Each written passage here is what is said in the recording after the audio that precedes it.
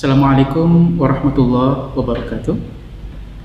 Dalam sesi kali ini, saya akan mendiskusikan tentang bagaimana Islam muncul ke atas panggung sejarah dan menjadi agama seperti yang kita lihat saat ini.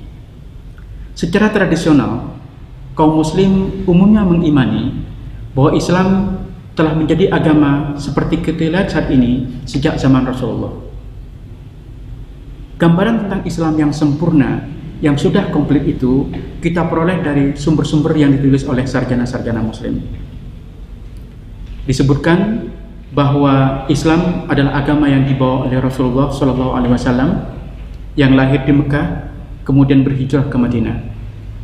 Ketika beliau wafat pada tahun 632, Islam sudah menjadi agama seperti yang kita lihat sekarang. Persoalannya adalah bahwa perkembangan sebuah agama biasanya membutuhkan waktu yang tidak pendek seperti yang kita bayangkan.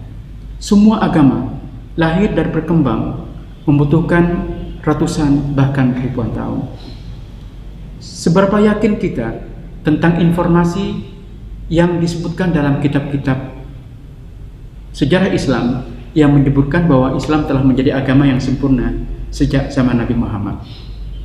Ada 3 problem yang terkait dengan sumber-sumber yang biasa kita gunakan untuk merekonstruksi sejarah kelahiran Islam. Problem pertama adalah bahwa sumber-sumber muslim itu ditulis sangat belakangan. Seperti kita tahu bahwa kitab tentang biografi Nabi Muhammad yang sampai kepada kita sekarang, yang pertama ditulis oleh Ibnu Ishaq, seorang sejarawan muslim yang wafat pada tahun 150 Hijrah atau 767 Masehi. Artinya bahwa kitab Ibnu Ishaq ini ditulis lebih dari 100 tahun setelah Rasul wafat. Maka kita perlu bertanya, seberapa yakin kita bahwa informasi yang terkandung dalam kitab Sirah Nabawiyah karya Ibnu Ishaq itu merefleksikan apa yang terjadi, bukan apa yang diimani oleh Ibnu Ishaq sebagai sesuatu yang terjadi. Jadi kenyataan bahwa kitab Ibnu Ishaq itu ditulis sangat belakangan perlu memunculkan satu kesadaran historis bahwa karya ini perlu disikapi secara kritis. Lebih-lebih bahwa karya Ibnu Ishaq ini yang sampai kepada kita sekarang bukanlah karya Ibnu Ishaq yang asli, melainkan hasil suntingan dari seorang yang bernama Ibnu Hisham yang hidup lebih dari 1 generasi setelah Ibnu Ishaq. Menariknya lagi bahwa Ibnu Hisham sendiri tidak pernah bertemu dengan Ibnu Ishaq. Bahkan lebih rumit adalah bahwa karya Ibnu Ishaq ini ditulis sebagai hadiah kepada seorang khalifah.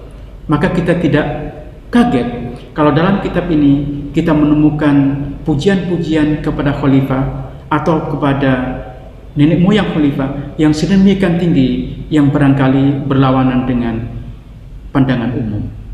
Ini membuktikan bahwa karya ini sama sekali tidak terlepas dari persoalan bias kepentingan orientasi agama dan politik.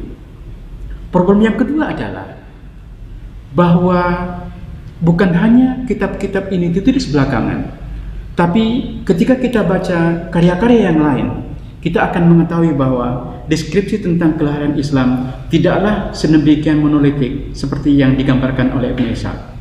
Sejarah tentang Nabi Muhammad, kehidupan bersama sahabat, dan problem lain yang terkait dengan kemunculan Islam itu tidak sedemikian sederhana yang seperti yang kita bayangkan.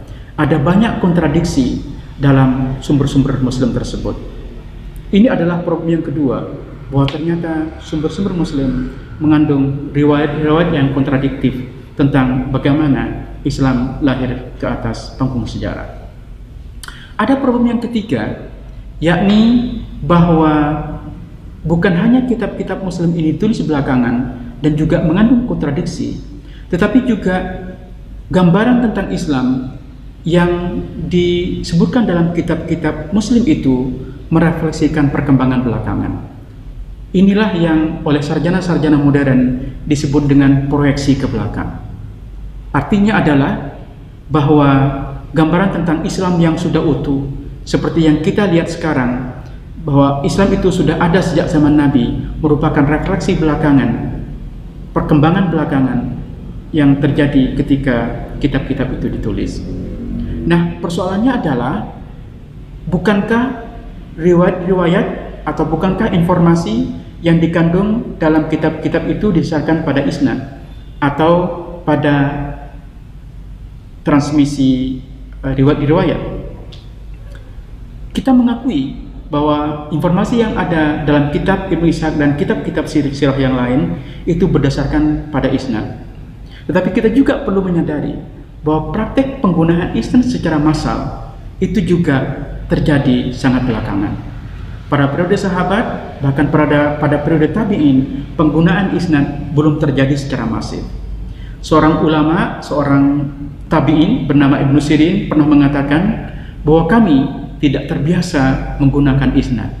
Baru setelah terjadi fitnah, setelah terjadi permusuhan antara Ali dan Muawiyah, di saat itulah bahwa setiap riwayat itu ditanya siapa yang meriwayatkan dan bagaimana isnadnya. Jadi praktek penggunaan isnad secara masif itu juga merupakan perkembangan belakangan. Nah, pertanyaannya adalah, lalu apa yang harus kita lakukan? Hemat saya ada dua hal. Pertama adalah kita perlu menyikapi sumber-sumber Muslim ini secara kritis. Saya tidak menyarankan supaya sumber-sumber Muslim itu kita buang ke tong sampah, tetapi yang saya usulkan adalah perlunya mendiskusikan metode tertentu untuk memverifikasi mana hal-hal yang bersifat faktual dan mana hal-hal yang sebenarnya bersifat mitos. Yang kedua, saya kira kita perlu inisiatif untuk mengkolaborasikan karya ulama-ulama awal kita dengan sumber-sumber yang ditulis oleh sarjana-sarjana atau penulis-penulis non-muslim. Kita tahu belakangan muncul kesarjanaan baru yang mencoba untuk mengkolaborasikan informasi yang dikandung dalam sumber-sumber muslim dan juga sumber-sumber non-muslim. Bahkan dalam perkembangan belakangan ada juga sarjana yang mencoba untuk mengkolaborasikan sumber-sumber muslim dengan data-data yang dihasilkan dari ekskavasi arkeologis. Jika kita mampu mengkolaborasikan berbagai sumber ini, sumber muslim, non-muslim, dan juga data-data arkeologis, maka kita akan bisa lebih memahami bagaimana sesungguhnya Islam ini muncul ke atas panggung sejarah. Terima kasih. Wassalamualaikum warahmatullahi wabarakatuh.